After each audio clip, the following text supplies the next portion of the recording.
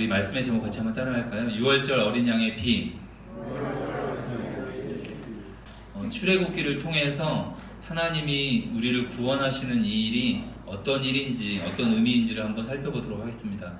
출애굽기는 모세에 의해서 기록되었습니다. 그리고 대상은 이스라엘 백성들을 향해서 이 성경책을 기록했습니다. 내용은 이렇습니다. 애굽에서 노예로 있었던 이스라엘 백성들이 애굽의 10가지 재앙으로 애굽을 탈출하고 홍해를 건너고 시내산에 도착하여 율법을 받고, 십계명 및 율법을 받고 성막에 대한 계시를 받고 성막을 완성하는 이야기, 성막을 봉헌하는 이야기까지의 내용을 기록하였습니다. 그래서 출애굽기는 크게 두 부분으로 나눌 수 있겠습니다. 1장부터 18장까지의 내용, 그리고 19장부터 40장까지 두 부분으로 나눌 수 있습니다. 그러니까 이집트를 탈출해서 시내산 도착하는 이야기까지가 18장, 19장부터 40장까지는 시내산에 머무르면서 율법을 받고 성막 계시를 받고 성막을 만드는 이야기까지가 뒷부분이겠습니다. 출애굽기에는 수많은 이야기들이 담겨져 있지만 오늘은 6월절 사건을 통해서 어떻게 노예로 살다가 실제 애굽을 탈출한 이들이 6월절을 통해서 어떻게 구원을 받았는지에 대해서 한번 살펴보도록 하겠습니다. 그리고 이것이 우리를 구원하는 하나님의 놀라운 구원 사건을 이해할 수 있는 좋은 모형입니다. 입체적으로 죄에서 우리를 이렇게 건지시겠구나, 이렇게 노예로 살던 백성들을 자유의 백성으로 만들었던 것처럼 죄의 노예로 살고 있던 우리를 완전한 이 복음의 자유로 우리를 바꾸시겠구나 라는 내용을 이 6월절을 통해서 구원의 전체적인 그림을 볼 수 있습니다. 우리 출애굽기 1장 말씀 같이 한번 보겠습니다. 출애굽기 1장 7절과 12절 말씀을 보겠는데요. 이스라엘 자손은 생육하고 불어나 번성하고 매우 강하여 온 땅에 가득하게 되었더라. 12절 읽겠습니다. 그러나 학대를 받을수록 더욱 번성하여 퍼져나가니 애굽 사람이 이스라엘 자손으로 말미암아 근심하여. 자, 하나님이 큰 민족을 이루겠다고 누구에게 약속하셨습니까? 지난주 설교했는데, 아브라함을 통해서 하나님이 큰 민족을 이루겠다고 약속하셨던 그 약속을 지금 애굽 땅에서 이제 이루어가고 계십니다. 학대를 받아도 7절 말씀 보니까 생육하고 불어나 번성하여 매우 강하여 온 땅에 가득하게 되었더라. 그리고 12절에는 학대를 받을수록 더욱 번성하여 퍼져나가니 애굽 사람이 이것이 근심이 되었습니다. 이스라엘 백성들이 너무 많아지는 것이 근심이 되었습니다. 결국은 어떤 결정을 하냐면 이들이 많아지면 이 애굽을 다 먹겠구나 이런 생각을 하고 남자 아이는 다 나일강에 던지라는 명령을 하게 됩니다. 그리고 여자 아이들만 살려두고 남자 아이가 태어나면 나일강에 바로 던져야 했습니다. 이때 레위 자손 중에 모세라는 이 아이가 태어나게 되고 부모님이 바로 나일강에 던지는 것이 아니라 3개월 동안 이 아이를 양육을 합니다. 그리고 이제 아이가 너무 커지니까 이제 결국은 나일강에 버려야 하는데 어떻게 버렸나요? 갈대 상자를 준비해서 역청을 바르고 아이를 도저히 버릴 수 없어서 갈대 상자에 넣고 나일강에 내보냈습니다. 이때 누가 발견하게 되나요? 이 아이를? 애굽 왕의 딸이 바로 공주가 이 모세를 발견하고 40년 동안 왕자로 자라나게 됩니다. 왕자였던 그가 하루는 그 이스라엘 백성들이 애굽인에게 고통당한 것을 보고 애굽 사람 한 명을 쳐 죽입니다. 이 일이 결국은 이제 다른 사람들에게 다 알려지게 되고 왕에게도 알려지게 되자 왕의 눈을 피하여 미디안 땅으로 도망가서 40년 동안 거기서 이제 또 결혼도 하고 40년 동안 머물면서 80살의 목동이 되었습니다. 출애굽기 2장 23절에서 25절 말씀인데 한 절씩 교독하고 마지막 절 같이 읽겠습니다. 여러 해 후에 애굽 왕은 죽었고 이스라엘 자손은 고된 노동으로 말미암아 탄식하며 부르짖으니 그 고된 노동으로 말미암아 부르짖는 소리가 하나님께 상달된지라.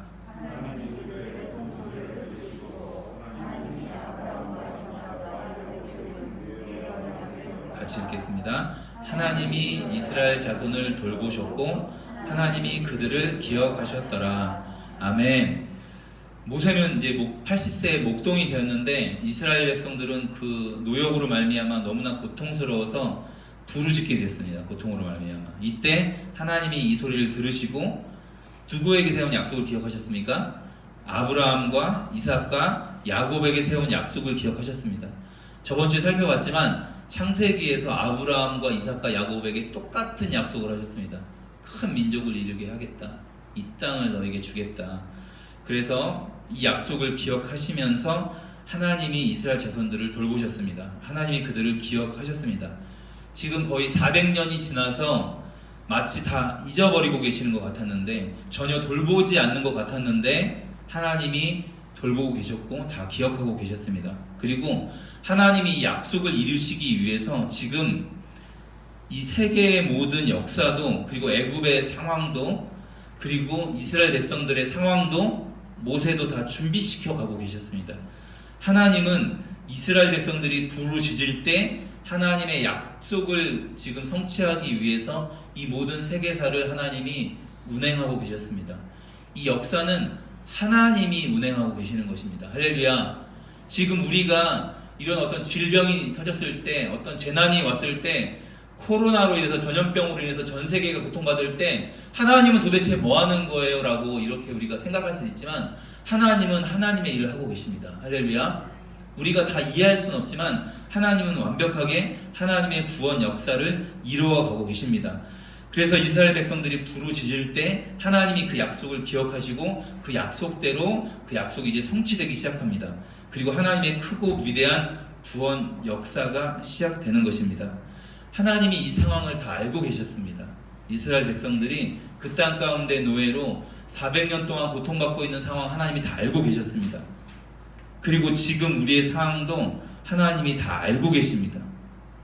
지금 이때 우리가 아까 집사님 기도했던 것처럼 우리가 기도하고 더욱 하나님을 찾게 될 때, 대한민국뿐만 아니라 전 세계에서 하나님을 찾게 될 때, 하나님, 우리의 실력으로는, 우리의 이런 어떤 의료의 능력으로는 이 코로나가 확산되는 것, 이 코로나 전염을 막을 수가 없습니다. 우리에게는 하나님이 필요합니다. 우리 어떤 놀라운 실력이나 우리의 과학기술이나 우리의 의료기술이 필요한 게 아니라 우리를 구원하시는, 우리를 정말로 사랑하시는 하나님의 사랑이 필요합니다라고 고백하게 되어지는 것.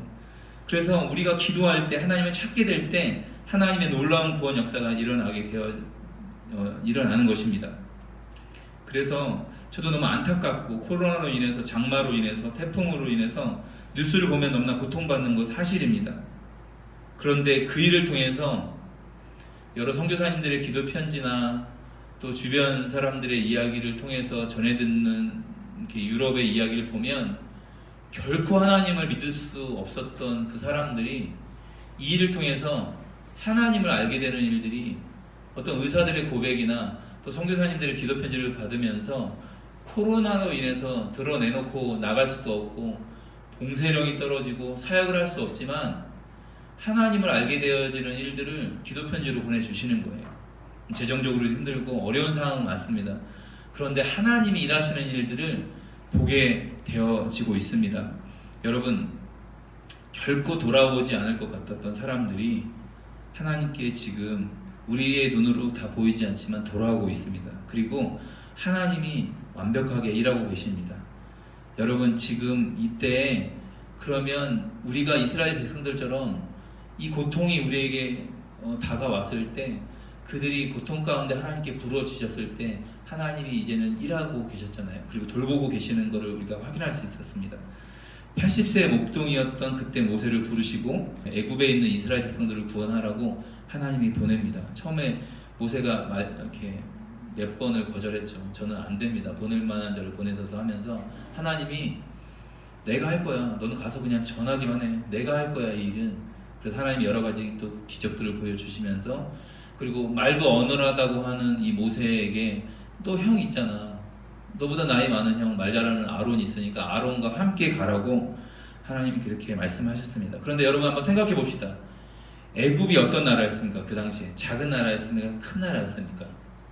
크고 강한 나라였습니다.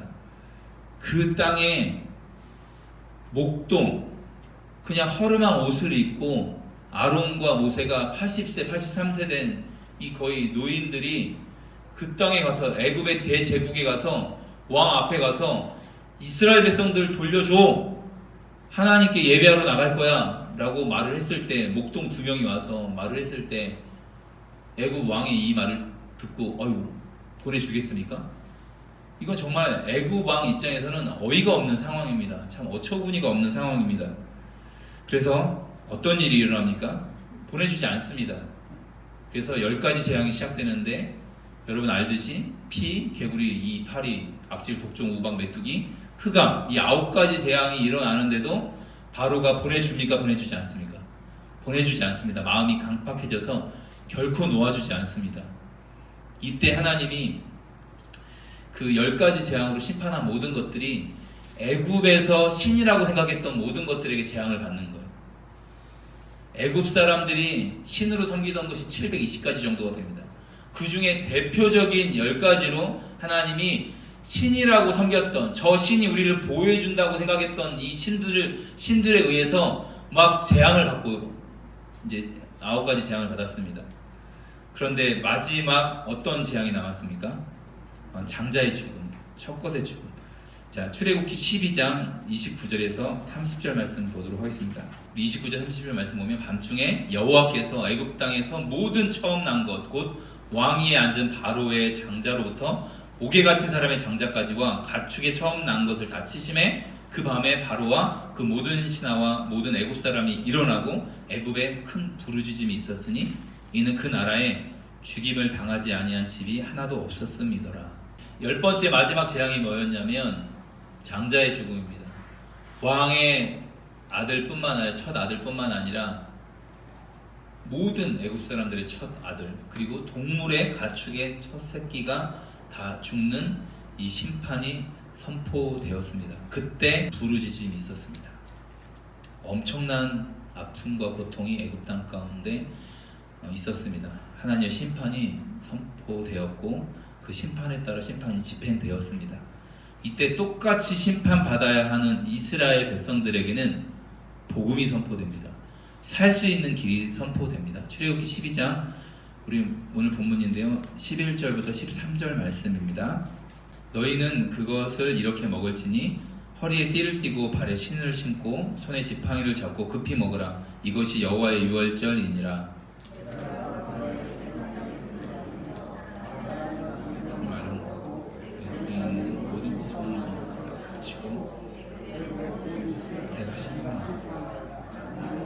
같이 읽겠습니다. 내가 애굽 땅을 칠 때에 그 피가 너희를 집에 있어서 너희를 위하여 표적이 될지라.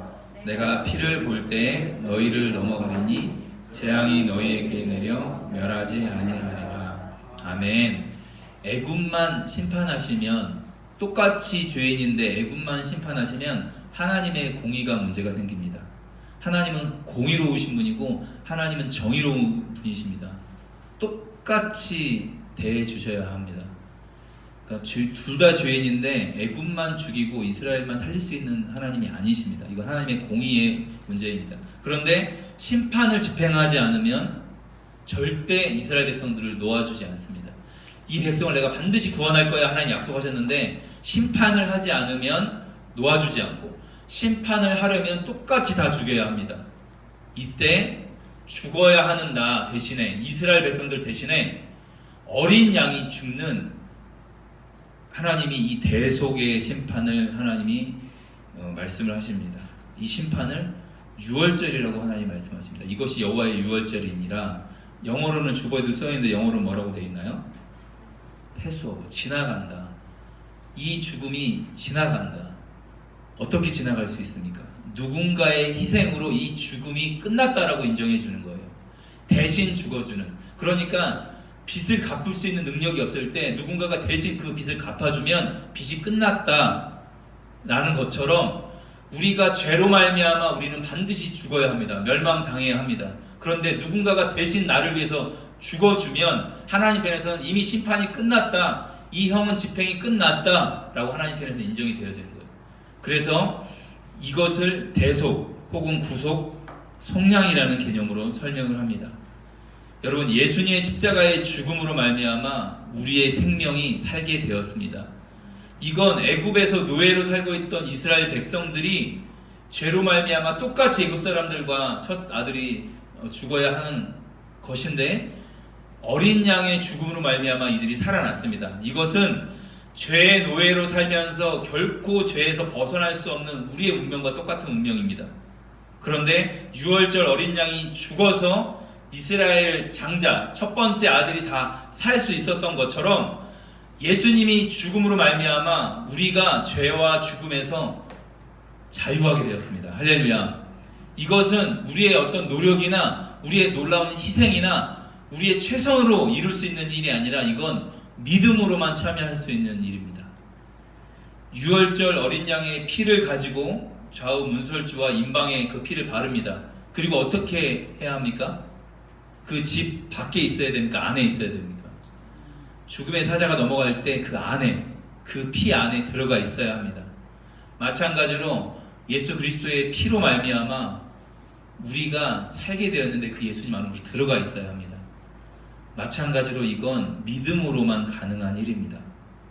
이건 우리의 노력이 아니라 믿음으로만 가능한 일입니다. 그리고 읽었던 본문에서 우리가 알 수 있었던 건 유월절의 방법, 먹는 방법을 설명하고 있습니다.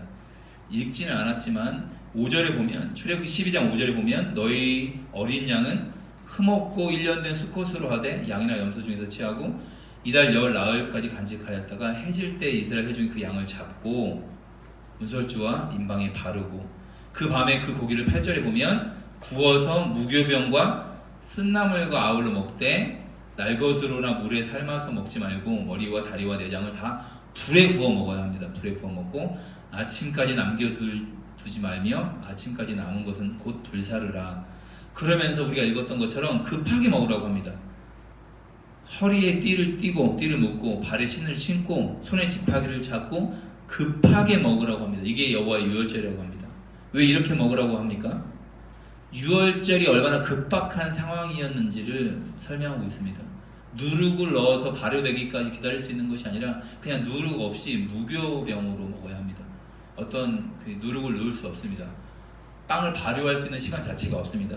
얼마나 이것이 급박한 상황인지를 설명하고 있습니다. 그러면 이제 유월절을 맞이하는 이스라엘 백성들, 해마다 1년마다 유월절을 지켜야 하는데 이 유월절 때 이 똑같은 모습으로 이 행동을 하면 무엇을 기억할 수 있겠습니까?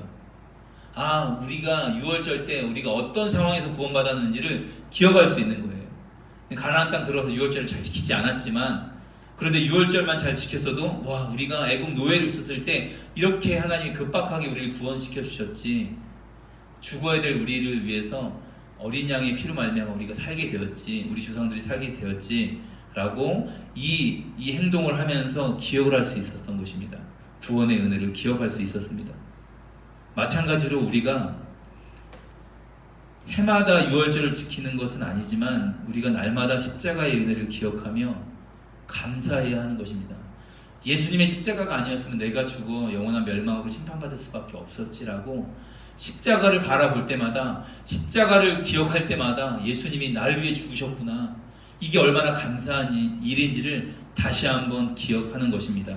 고린도전서 5장 7절 말씀 한번 보겠습니다. 신약성경 268페이지입니다. 너희는 누룩 없는 자인데 새 덩어리가 되기 위하여 묵은 누룩을 내어버리라. 우리의 유월절 양 곧 그리스도께서 희생되셨느니라. 아멘. 유월절 양 누구라고 설명하고 있습니까? 예수 그리스도.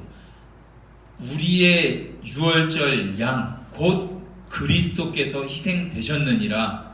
이러면서 묵은 누룩을 내어버리라고 말씀하고 있습니다. 사도 바울은 고린도 교회에게 유월절 양이 그리스도였다, 출애굽기에서 유월절 양으로 표현되었지만 그건 예수님이 우리를 어떻게 구원하시는 것을 보여주기 위한 실제 역사의 사건을 통해서 십자가의 복음을 그 유월절 양을 통해서 알려주고 계시는 것입니다. 출애굽기 12장 37절에서 42절 말씀입니다. 37절 말씀 보면 이스라엘 자손이 라암셋을 떠나 숫곳에 이르니 유아 외에 보행하는 장정이 60만 가량이요.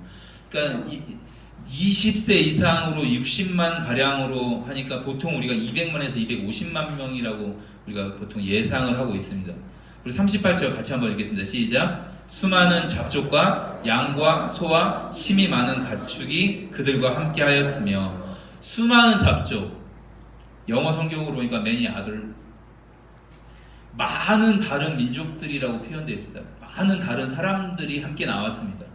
이때 애굽 땅에 살고 있었던 다른 민족들, 또 출애굽 그 10가지 재앙을 다 경험했던 사람들이 이스라엘 사람들하고 함께 나가야겠다는 어떤 결정을 했던 사람들이 포함돼서 나온 것 같습니다. 그리고 양과 소와 심이 많은 가축도 있었으면서, 그리고 35절 말씀 보면 이스라엘 자손이 모세의 말대로 하여 애굽 사람에게 뭘 구하고 있습니까? 은금, 폐물과 의복을 구하며 어떻게 했습니까? 애굽 사람들이 다 내어줘요. 은금도 내어주고 자기의 의복도 내어줍니다. 이걸로 나중에 우상숭배도 했고 성막을 봉헌할 때 다 또 헌금하기도 했지만, 어쨌든 광야로 나가는 이 사람들에게 수많은 사람들이 함께 했고 많은 가축들 뿐만 아니라 은금 폐물도 충분히 가지고 나가게 된 상황입니다. 39절, 그들이 애굽으로부터 가지고 나온 발교되지 못한 반죽으로 무교병을 구웠으니 이는 그들이 애굽에서 쫓겨남으로 지체할 수 없었으며 아무 양식도 준비하지 못하였습니다. 이렇게 급하게 나오게 되었습니다. 40절, 이스라엘 자손이 애굽에 거주한 지 430년이라 430년이 끝나는 그날에 여호와의 군대가, 41절 같이 한번 읽겠습니다. 시작. 430년이 끝나는 그날에 여호와의 군대가 다 애굽 땅에서 나왔은즉. 아멘. 노예가 나왔다고 표현한 게 아니라 그 밤에 여호와의 군대가 나왔다고 하나님 표현하고 있습니다. 노예로 살고 있었던 이스라엘 백성들인데 사실은 노예였잖아요. 430년 동안 노예의 후손들이었는데 그냥 벽돌을 굽고 그냥 노역을 하는 사람들이었는데, 하나님은 누가 나왔냐고 말하고 있냐면 여호와의 군대가 나왔다고 말씀하고 있습니다. 그리고 이 밤은 42절에 그들을 애굽 땅에서 인도하여 내심으로 말미암아 여호와 앞에 지킬 것이니 이는 여호와의 밤이라 이스라엘 자손이 다 대대로 지킬 것이니라 라고 6월절 규례로 또 43절부터 설명하고 있습니다. 여러분, 수많은 민족들도 함께 나왔습니다. 양과 소와 수많은 가축들도 함께 나왔습니다. 그리고 노예가 아니라 여호와의 군대가 애굽 땅에서 나왔다고 말씀하고 계십니다. 이 말씀을 준비하고 묵상하면서 예수 그리스도의 그 보혈로 말미암아 죄인이었던 우리가 하나님의 군대가 되었습니다. 할렐루야. 우린 그리스도의 군사가 되었습니다. 이제는 이미 승리한 전쟁, 예수 그리스도께서 이미 승리한 전쟁에 우리는 전리품을 구하러 이제 나가는 거예요. 이미 승리한 전쟁에 믿음으로 나아가서 기도로 싸우며 이 땅에 잃어버린 영혼들, 아직도 예수님이 복음이라는 걸 모른 채 아직도 수많은 우상숭배를 하며 수많은 다른 종교를 믿으며 다른 헛된 신들을 믿고 자기가 신이라고 생각하며 살아가는 수많은 무교를 갖고 있는 사람들, 자기가 이 땅의 주인인 것처럼 살아가는 수많은 사람들을 향하여서 우리가 기도하며 그들에게 우리에게는 영원한 우리의 주인이 있다. 이 땅을 만드신 하나님이 계시고 우리가 그분을 만날 수 있는 유일한 길이신 예수 그리스도, 그분의 복음을 전하며 기도할 때 그 영혼들이 하나님께 돌아오는 이 전쟁, 가장 위대한 전쟁입니다. 그런데 이미 승리가 정해져 있습니다. 할렐루야. 전해주기만 하면, 누군가가 외쳐주기만 하면, 누군가가 전해주기만 하면 이 죽음 가운데, 어둠 가운데 있는 사람들이 빛으로 나올 수 있습니다. 할렐루야. 호주에 있었던 그 노인이 군인이셨는데, 해군이셨는데 워낙 젊어서 허랑방탕하게 사셔서 나중에 예수님을 만나서 이분이 예수님 앞에 서원을 했어요. 하나님, 저 하루에 10명만 이 공원에서 전도하겠습니다. 하루에 10명에게만 전도하겠습니다. 근데 이분은 딱 2가지 말만 하고 사라지셨어요. 예수님과 함께 거듭났습니까? 당신은 오늘 죽음 천국 갈 수 있습니까? 딱 이 2마디만 하셨어요. 뭐 사형리를 정한 것도 아니고 체계적으로 복음을 알려준 것도 아니고 그냥 딱 2마디 딱 나타나서, 당신은 예수 그리스도와 함께 죽었습니까? 당신 오늘 밤 죽으면 천국 갈 수 있습니까? 이러고 너무 긴장돼서 그러셨는지 이 말만 하고 그냥 사라지셨어요. 그런데 이 일이 어떻게 밝혀졌는지 아십니까? 전 세계 부흥사로 다니시는 분이셨는데 부흥회로 다니는 교회마다 갑자기 일어나서 목사님하고 교제하다가, 담임 목사님하고 어떻게 목사님 예수님 믿었어요? 그러면 담임 목사님이 호주에서 근무하는 사람이었습니다. 한 공원에 가고 있는데 어떤 노인이 나타나서 제가 젊었을 때 그 말을 한 거예요. 고국에 돌아와서 예수님 믿은 거예요. 그리고 목사가 된 거예요. 그리고 또 어디 인도에 있는 그 수천 명이 모이는 그 목회자 세미나에 이분이 강사를 와서 거기 인도를 영적으로 이끌어가는 지도자의 목사님한테 당신은 어떻게 예수님을 믿었어요? 그랬더니 제가 호주의 유학생이었습니다 한 공원에 갔는데 어떤 노인, 키 작은 노인이 나타나서 모자를 쓰고 나타나서 두 마디 했는데 그 말을 듣고 나서 잠이 오질 않더래요. 나 죽으면 청 볼 수 있나? 그러면서 거기서 예수를 믿고 인도에 와서 목사님이 됐고 인도의 영적인 지도자가 된 거예요. 이 일을 짧은 기간 동안 굉장히 많이 경험을 해서 이분이 그분을 직접 호주에 가서 만났어요.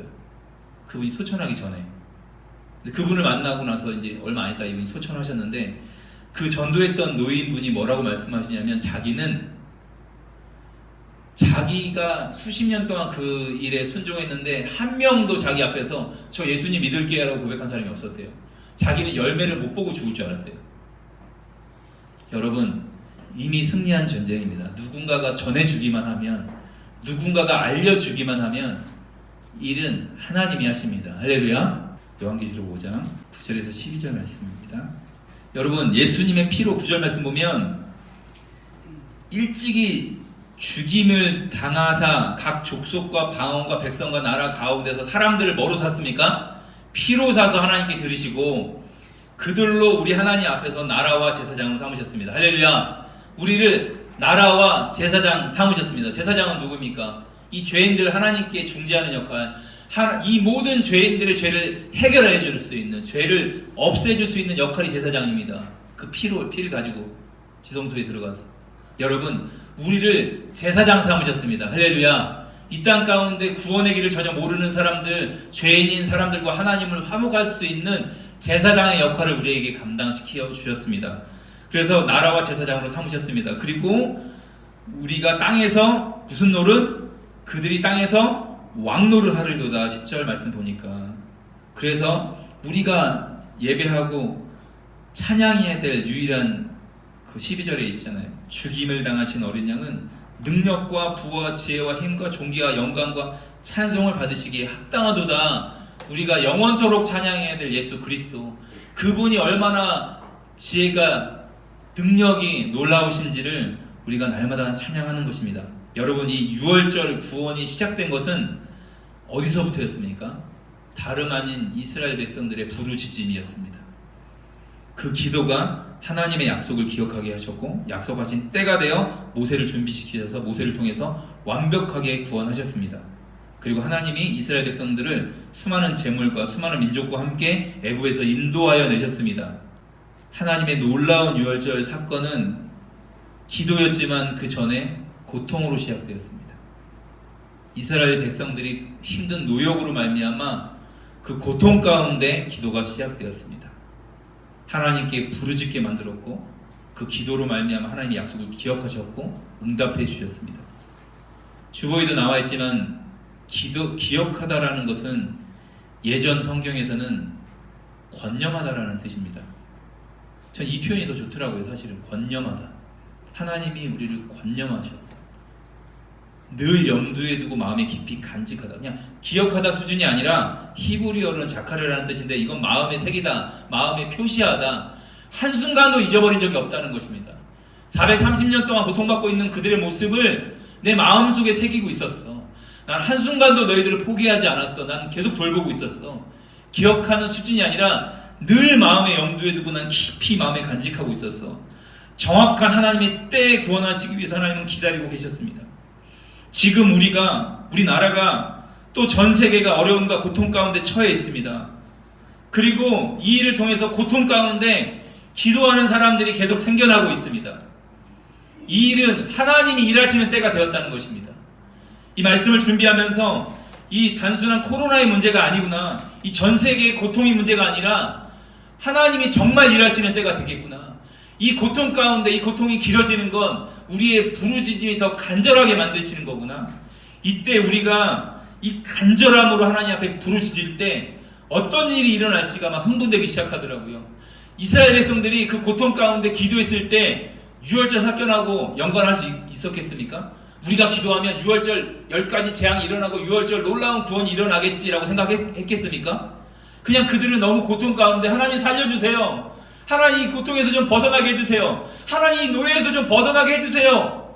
라고 기도했던 그 일이 수많은 민족들도 구원해내는 놀라운 구원의 역사가 일어났습니다. 성경에 기록되는 놀라운 일이 되어졌습니다.